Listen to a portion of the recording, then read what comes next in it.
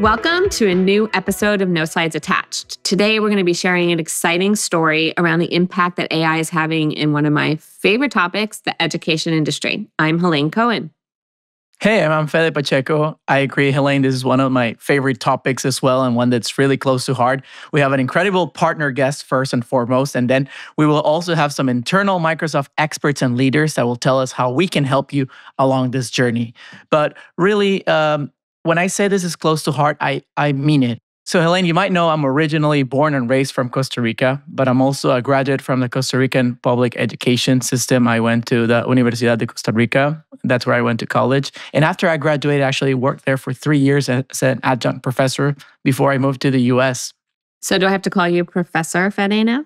I think that'd be weird. Yeah. But I am forever grateful for our education system. I could speak a whole podcast on this because we reinvested a lot of money that we don't invest elsewhere, like in the army, into our education. And I know I wouldn't be here professionally and personally if it wasn't for what we had. Do you know how much I paid for one semester of college, Helene? I don't know. Tell me.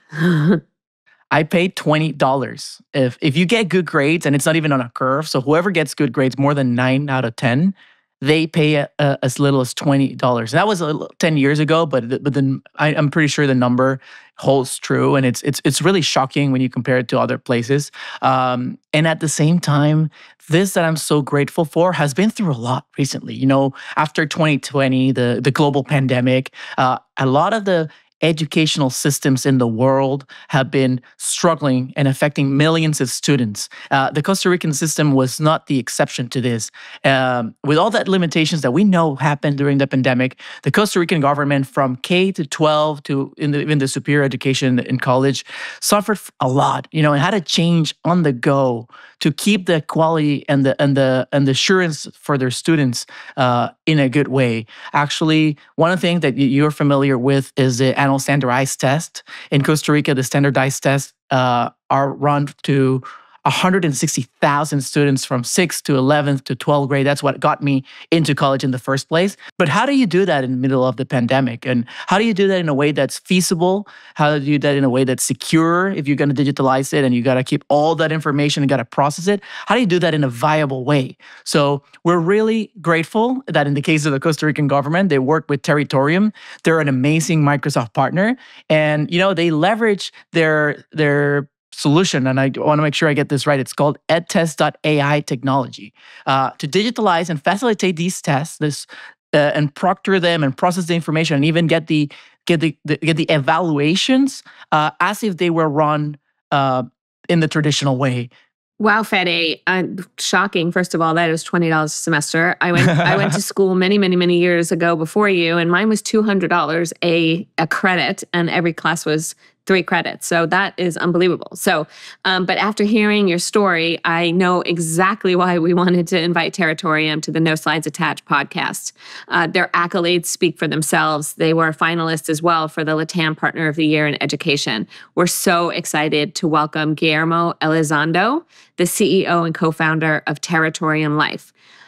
Guillermo lives in Monterrey, Mexico. I've been there. It's beautiful. He founded Territorium 12 years ago with the purpose to unleash the power of learning by focusing on the results of learning. Guillermo, welcome. How do we do this introduction? Anything you would want to add to that?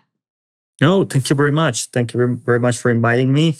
And yes, our purpose as a company is helping guide students to success. And something that's very important is how we measure them and how we facilitate those processes for educational institutions. And we're very happy of what we're doing in Costa Rica. Costa Rican government is very innovative. And to Fede's point, they have been investing a lot in education. And you see the results. Here we have Professor Fede, right? Exactly. Please don't call me that. Just Fede is fine. Well, let's get started. Guillermo, we always start our conversations with the same question because we're excited about this question. What is one Copilot prompt that you use in your life that you can't live without? It could be business, it can be personal, but something that you find yourself using all the time. I have 2 favorite prompts for the AI. One is personal and the other one is business. On the business side, we always ask in Territorium the AI to summarize for us RFPs, request for proposals from customers. It makes us faster to put a proposal for a customer. And on the other side, on the personal side, interestingly, I always use it. I travel a lot, so I always use ChatGPT for when I'm feeling sick. I send ChatGPT where I'm feeling to see what's going on, so that then I can go to the pharmacy. But that's basically my 2 prompts. Guillermo, going back to our conversation about the amazing solution that you've built, I picked through it on our marketplace. It's called territoriumedtest.ai, if I get it right? And I think the best way to share the value of what you've created might be to go back into that example with the Costa Rican government and what you've achieved. Can you tell us more from your perspective about that story and the value that you're adding throughout the world, really? Correct. So at Territorium, we have 2 solutions. One is focused on assessments, and the other one is connected to the assessment world, how we map the data from the assessments to understand which are the skills that students are developing, and then using that data to guide them towards careers, guide them towards college, guide them towards even jobs. So in the case of Costa Rica, we applied both of our solutions. On the assessment side, there had a need, to your point, during the pandemic, and now even after the pandemic, they decided to continue using us, basically because they needed to apply their standardized tests throughout the country. In this case, they use our EdTest AI solution, which helps to have remote assessments at a large scale. To your point, in just one day, we had around 200,000 students having a test. In other parts of the world, we do something similar for admission tests, for example, in Mexico, for very large universities, in the US, also for measuring certain types of skills, and we work with College Board also. And in this case, what we do is use AI to proctor the test. So students put their camera on, put their audio on, and we're constantly verifying that the student is not copying, that the student is really taking the test, not doing something else, and have a completely secure environment for the student and also for the institution. The important thing here is the scale, because you need to have hundreds of thousands of students having a test at the same time. And that's, I will say, where the infrastructure and the cloud infrastructure becomes very, very important to make sure that we can manage a lot of requests at the same time. To the AI on one side, that requires a lot of processing, but also in general to the cloud. In the mix of what we're doing is, in the case of Costa Rica, is that once we have the data of all the assessments, and that's why one of the reasons of why they decided to continue using the tool even after the pandemic. Once that they have all the data and we have all the data in the platform, we map that data to which skills the students have. And then we find gaps on those skills and start creating a full record of the student, of the skills that they don't have, which are their gaps, and we start guiding them on possible courses, activities to do to improve their skills towards getting into certain careers. So it's also a way of finding talents and understanding where is talent, which are the gaps on that talent, and also giving information to the Costa Rican government on where to invest. So that's basically what we do in Costa Rica. We do it also in Mexico, and we're also doing it in the US with some slight differences. But yeah, that's basically what we do. That's awesome, Guillermo. Actually, as a Clifton Strengths assessment facilitator and coach, I do something similar to that. And I love that you're doing it with students and really getting them set up for success as they begin their career. So I'm excited to see the results of that as well.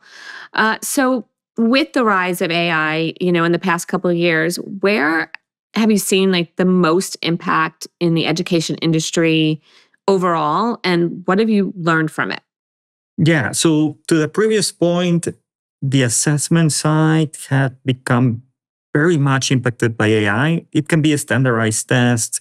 It can be using data, even like in interviews, video data, information of evidence of what students are doing. And by getting all that data, now we can use AI to really assess which skills students have, which ones they don't have. We can also help institutions map the curriculum towards what the job market is requiring. So what we're starting to see, and that's always the education problem or the higher ed problem was like, hey, higher ed is not mapped to what the job market is requiring. The job market is saying like, hey, students get out of college without the skills that we need. Now with AI, we can really map data to understand, hey, this is all the curriculum. This is what students are doing. These are the skills they're developing, and really telling the job market, these are the skills that students have. These are the gaps. And on the other side, giving data also to institutions so that they can reduce those gaps in their curriculum. That's, I will say, one of the most important pieces on how AI is starting to transform education just by using all the data that's already available. Yeah, I think a good way to summarize it is the phrase above and beyond, because you begin with, okay, I have this problem I need to fix with AI.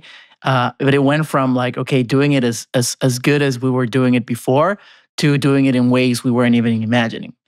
And at the same time, when all that excitement has to be balanced with every time you say something like we process large amounts of data, inherently, that's also a conversation about privacy and a conversation about security. I know you have that as part of your solution, and you're processing really important information, which is all of this data. So can you tell us what have you learned and what do you see about the importance of privacy and security with the rise of AI, Guillermo, in the educational industry?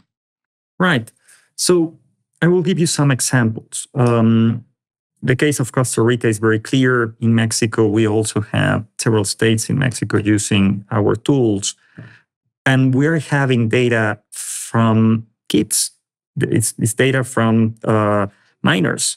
It becomes very important to comply with several data privacy standards. It goes from FERPA to GDPR, depending on what's best, depending on where you're working on. But the most important thing is, on one side, telling the user, hey, we will send the data to the AI. On the other side is how we are going to use that data. And what becomes very important, and that's, I will say, the responsibility and accountability of companies like us.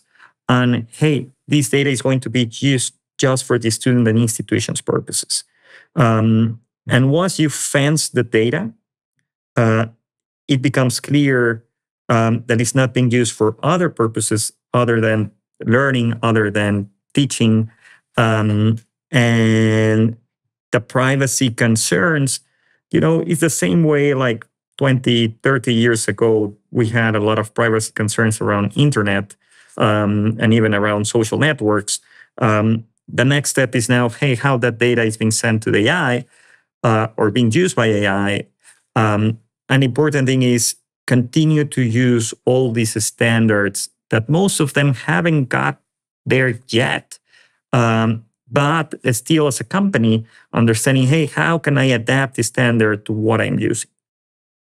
Yeah, as somebody who's raising 8-year-olds, hearing your concern and your, diligence around security, and also knowing that, Microsoft, our number one goal is to make sure that, our partners, our customers are safe. That's, fantastic to hear as part of your business. So is there anything that you can think of, that's like way out there that AI hasn't really solved for yet in education that you would love to see for the future? Yeah. So, and it's something we're working on. So, I love that. So, right now is how we start using AI to, on one side, make more easier the process of admissions at college, but also making it more equitable. Because with AI now we can manage to understand larger sets of data in an easier way with data from a standardized test, but also data of everything that the student is doing. And it helps also to build records from students from high schools with all the skills that they have developed. We can have data from the badges, the certifications that they have, data of what they did outside of the classroom, and really creating more, I will call it holistic admissions processes that become more equitable on one side, but also that creates a faster process for admissions. And I will give 2 examples. On one side, in the Latin American world, is how that's our business is US and Latin America mostly. In the Latin American world is first how we standardize and make it easier for institutions to read documents and validate documents of students. Because in the case of Mexico, for example, you still need to go to each college that you want to apply and bring your, documents there. They review them. They see that they're verifiable, that they're valid. And that creates a problem on access. A student that lives in Oaxaca, for example, and wants to go to a university in Mexico City, if they don't have the money to take that trip, forget about it. They're not going to that university. And on the other side, while we're already having the full admission test online, they can take the test at their home, they cannot do the full application. So what we're doing is how we're using AI to verify documentation, verify identity. And we're also using other technologies as blockchain for issuing verifiable credentials of the students, so that all that admission process becomes very effective, creates access, and is cost effective also for the institutions. That's on one side. And then the other side, when we think of the US, is how, and to your previous point, like in Latin America, universities are free, almost free, you can say. In UNAM in Mexico, people pay a peso, that is like less than a cent of a dollar for a semester. It's just a symbol, I think, that they are paying something. But in the case of the US, higher ed has become expensive. And some students are saying, hey, I don't want to get that big of a loan to get into college. I don't know what's the return of my investment after going to college. And a lot of what we're doing is how we start using the data to connect, on one side, the curriculum to job market requirements, and now start telling a student, hey, if you go into this program, your chances and your probabilities of getting a job, earning this money, increases in this percentage. And your return of investment will be in 2-3 years. You will finalize paying your loan in this amount of time. And by using and putting all that data together, now we can even guide students and tell them, hey, based on the data that we have from you, these are the most efficient pathway for you, cost-effective, time-effective, for them to get the job that you want in the future and earn certain amount of money. And within that, all that AI capacity help us also, and this is something big in the United States, to start streamlining credit for prior learning processes. And maybe for the people that is hearing us, credit for prior learning is, hey, you have previous experiences or certifications, how we transform that into credits so that you spend less time at college. So what we're doing there now is mapping the data of previous experience to credits, mapping the data of previous certifications to credits.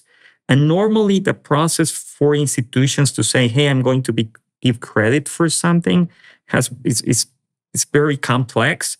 But if you help with AI, it becomes much, much easier. And in the case of the United States, with 40 million Americans with some college and no degree that didn't finish college, had still to pay their loan, this is a way of bringing them back to college, telling them, hey, that experience that you have it's a semester, it's even 2 semesters of college. Come back, finish, and then get a better job. And that's a lot of the things that AI is now helping and can help to streamline and make it easier and really help people around the world to educate themselves and get better jobs in the future. I love that vision. You were describing what sounded to me like the ultimate career the ultimate career coach, advisor, and even sponsor with that guidance, which really fits the last question that I had for you. We're going to go next after our conversation with you with some Microsoft leaders to talk about how we can help partners and their customers in the educational journey. But given your expertise, we must ask you too, if there is one piece of advice that you would give to our listener, if they're excited about education, they want to do more with the intersection of education and AI, what would your advice be, Guillermo? First, sometimes, and this is more advice like from entrepreneurial perspective, sometimes you want to reinvent the wheel. And even you say like, hey, AI, let's have AI professors, or things like that. And really, that's reinventing the wheel. And I think, on my perspective, we need the human side a lot in education. However, and I just that example. However, there are a lot of problems to solve in education with the data that is already there, that with AI you can accelerate solving those problems and making it easier for actual stakeholders in education to solve those problems and help people. I gave you this example. We have 40 million Americans with some college degree. It's a large number. How do we help educational institutions to bring them back? So really thinking on, hey, the actual problems with the data that is available, how can I use AI to just improve the processes? Guillermo, thank you so much for joining us today. I know I have always been inspired by, educators in the education industry, but really what you've talked about today gives me so much hope around education. So great work. And again, thank you for being a Microsoft partner. To our listeners, if you're excited as we are about the potential of AI in the education industry, stay tuned because we're going to also chat with 2 Microsoft experts that are going to share their perspectives and advice on how you can add education to your business practice today. That's right. We now have Rob Curtin and Brooke Daniel. They're here to tell us more. If you're excited and want to know what you can achieve as a Microsoft partner in education, they'll tell us all about it. So Brooke is joining us from Houston. She's a teammate in our go-to-market team, working with partners that are focusing on education. And Rob is joining us from Boston. He's a director in our worldwide higher education industry team. Welcome to No Slides Attached. So tell us a little bit about what you thought of the story of Territorium. How does it speak to the opportunities to empower everyone with AI? First reaction is no surprise, right? Guillermo and the Territorium group have been innovating since I first came out of Tec de Monterrey back in 2015. I was introduced to them in 2017, actually. They came to one of our global education partner summits. We were blown away by what they were doing around student competencies and filling the gap between what today are 30-year-old student information systems, right? So 30-year-old student information systems hold the classes you took and the grades you got. And they really don't tell a great picture about what a student's able to do. And Territorium was able to build really one of the first competency-based, what's now called the comprehensive learner record. But when they moved forward, they took AI, particularly coming out of the pandemic. They've always focused on student experience and institutional operations. And what they've done to enable entire nations to support learning, to give everyone access while preserving the academic integrity that is necessary to move forward and say, yes, I did this, right? Because a claim of competency is only as good as the assurance that it's actually behind that person. And so as they went and delivered what they did with their authentication tools to ensure that high-stakes assessments were actually being achieved and realized by those students, it literally enables nations. They have lots of individual customers using it too. So my first response is my last response. No surprise here. I absolutely love that. And in general, since you are the experts here, when we look at our basically our three pillars. And when we talk about going to market into education and innovating in the space, we talk about AI helping us simplify and secure IT. Guillermo talked a lot about it, and it seemed really clear how it's a pillar and a priority for them. And they're very aware of the data that they hold and the importance. We also talk about improving efficiency, for example, accelerating automation from, making sure the evaluations for those in standardized tests, for example, he mentioned. And also the cool part we mentioned about accelerating learning. That would be like the third bucket, right? Personalization, virtual assistants and whatnot. Same as what we're seeing in other industries is very applicable in education too. So my question to you both is, what do you think about these three pillars and the potential that we've seen of AI so far helping take them to the next level? If you had to pick one of these three pillars yourselves and talk about them, which one would it be? Yeah, sure. I'd love to answer that question. Thanks so much again for having me today. I might shoot a little bit and maybe pull two of the three of those priorities because I feel like those two are really highlighted in Territorium's story, and that's really about improving efficiencies and simplified and secure IT. And so, we heard from Guillermo. I mean, Costa Rica faced a really significant challenge and wanting to be able to efficiently and accurately to be able to deliver and credential thousands of standardized tests with AI proctoring. And so not only, administering that through AI, but then the ability to collect that data, that massive data flow, and then weave it into predictive AI models that really get to then the heart of the solution and what everyone's trying to achieve. And that is to streamline the analysis of those students' results with AI and getting a deep understanding, again, at scale, into the students' performance, their gaps, areas for improvement. And again, all of this is done ultimately at the end of the day, leading to taking real action and strategies to advance student success and support. And so this is the part where I kind of get really passionate about because all of this technology and AI in particular in the education sector is all about helping the students. And with two kids in school myself, it's really important. In fact, Rob and I participated in a partner webinar earlier this morning where we learned that, the single predictor to success in higher education. I'm going to throw out a question to Helene and Fede here. It's not the standardized test scores. It's not GPA. It's not even the amount of time studying in college. I'm going to ask y'all, can you guess maybe what that critical factor is to success? Helene, you were telling me, right? You wanted to answer first, right? Oh, access to resources? That's a good one. Not the most important though. Okay. I don't know how to measure it, but I would guess something related to family support and presence. Another great, absolutely critical piece, but it's actually attendance. Oh, and wow. So, by the way, don't think I didn't finish that webinar and text both my high school senior and college student. You have to go to class. And, yes, go to class. But at the end of the day, the reason why I bring this up is because it's another example of a key data point that schools can collect, analyze, and take action on at scale with AI. So then that action, they can either use AI to nudge that student. They can use AI to reach out with personalization to find out what's going on with that student, what support they might need.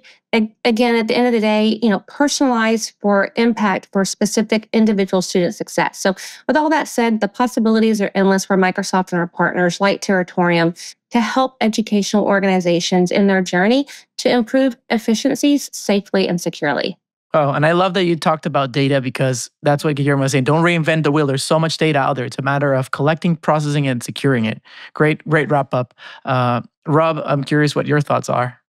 I hate to object or contradict, but I think, they are accelerating learning. If I had to pick one, which is what you asked, I'd pick the other one. I think what they do is grounded in security and efficiency, which makes it actionable and accessible for the institution.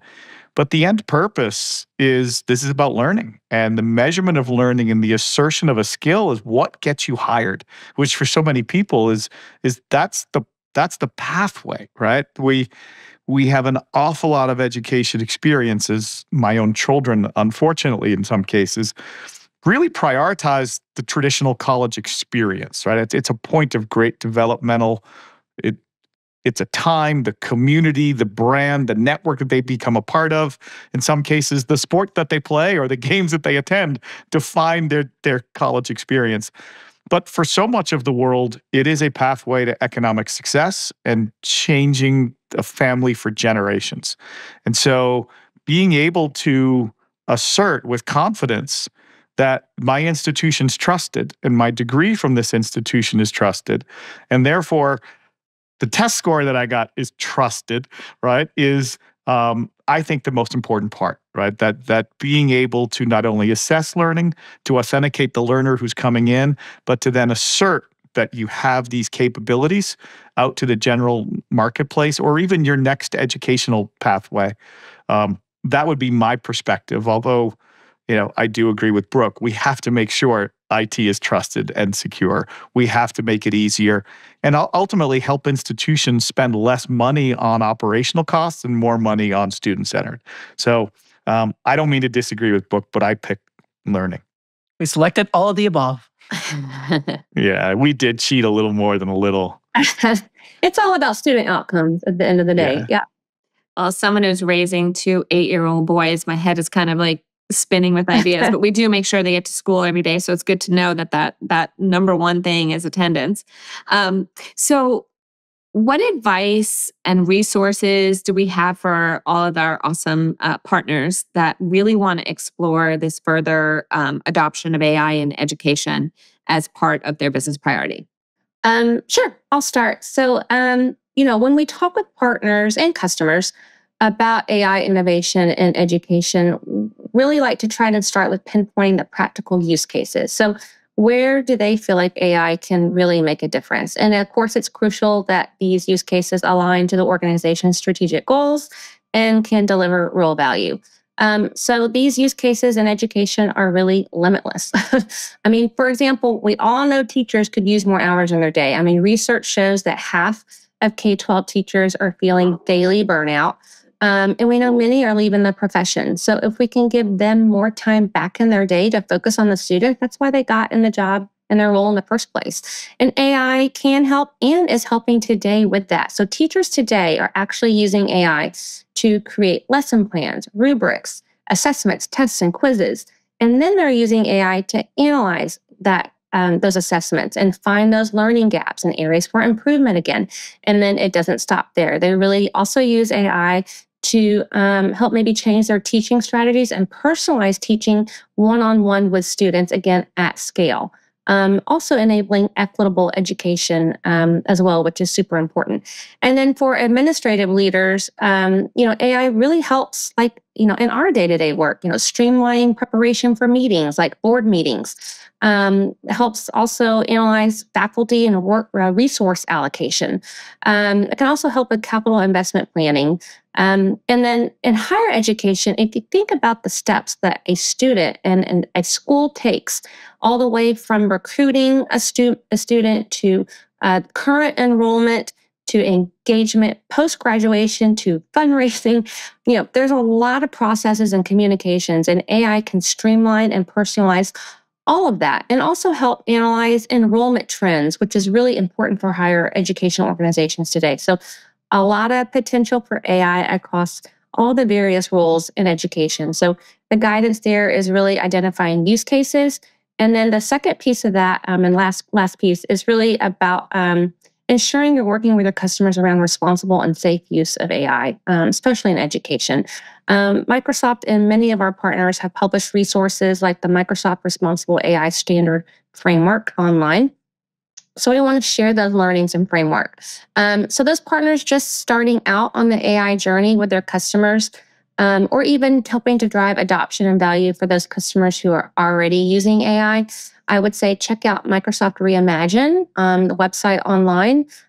There they have the EDU AI Toolkit and Prompt Labs, and also, of course, Microsoft Learn has AI Bootcamp. So exciting to see all the advancements that are happening and all the opportunities for our partners to learn about how to help schools empower students with AI.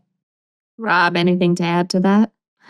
I think Brooke summed that up pretty well. I think that was a pretty comprehensive list, but I'm old. So I like to draw from the past to sort of give us examples in the future.